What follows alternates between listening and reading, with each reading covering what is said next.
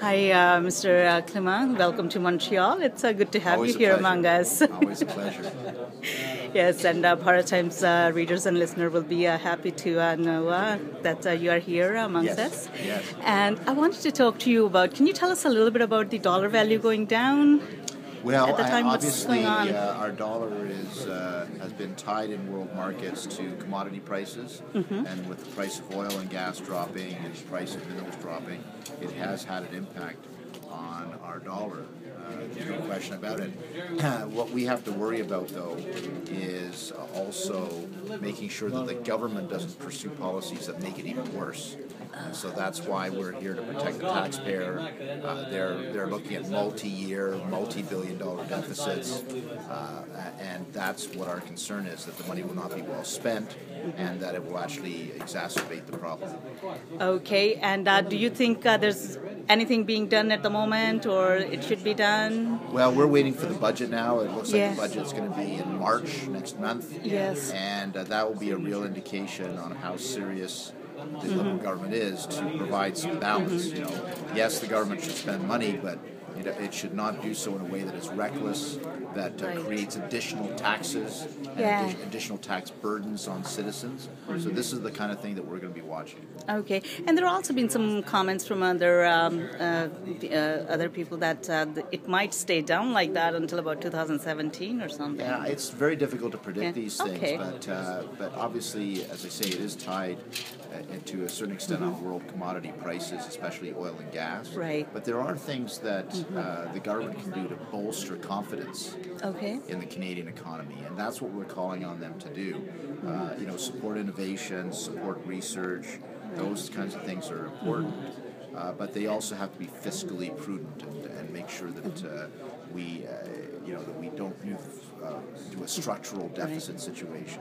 Okay, and another question I had was about the job creation.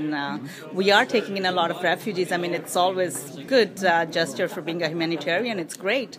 However, I don't see any steps by the government towards the job creation specifically. We're asking these questions because, the Conservative opposition, because you got to have a plan. It's one thing to Yes. invite people in. That's great. We're a compassionate people, Right. as you said. But what's the plan? You can't just stick them in hotels for weeks and months at a time and No. expect everything to be okay. Like, you have to have a plan to get them skills training or to match their skills with potential employers, to find the housing for them, to find the schools for the kids. And we're really not seeing a very coherent plan from the Liberals right now. No. Okay, so I guess we can maybe look forward to having that maybe happen with the government and stuff. So, anything else would you like to add that you would want to share with the people of Well, Montreal I think here? just it's wonderful to be back here. I'm an Ontario Member of Parliament. I'm the Foreign Affairs critic, Okay. and so I will be continuing to stand up to the Liberals. I think it's important that we stay in the fight against ISIS, for instance. Yes. They are Absolutely. a horrible group of people that are inflicting damage around the world. Yes. And we have to stand by our allies. And so Right. these are the things that I think are very important as well.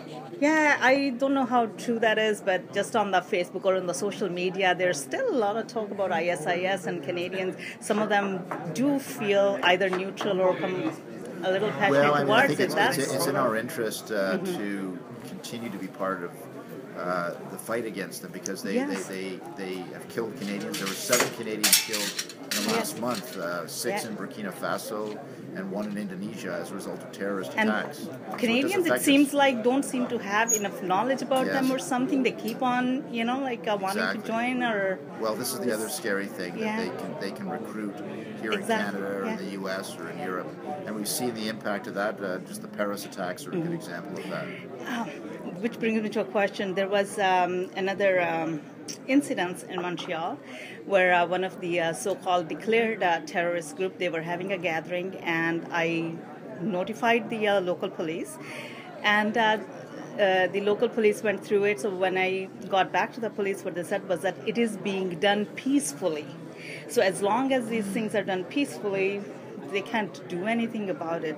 What was that mean? Well, I think if you're a declared terrorist group, it doesn't matter. You're basically advocating violence. So Yes. There's no such thing as doing that peacefully. Yeah, you cannot it's a violent act it literally to their violence. title of their flyer said war strategy. Yeah. Well, that's advocating violence as far as Yes. I'm concerned. Yeah. And I don't know what laws are there or something. Apparently, it doesn't seem like we have enough laws to protect Well, I our think they citizens should be against taking that. that a lot more seriously. There's Yeah. no doubt about it. Yeah. Okay. Yeah. Any message you would have for Montrealers? Well, it's always lovely to be here in Montreal, and Yes. It's great to have you here. It's a great part of our country. Yes. A lot of great things happening here. I happen to be a Montreal Canadiens fan as well, so we've won Nice. 3 in a row now. So Right. I'm very happy about that.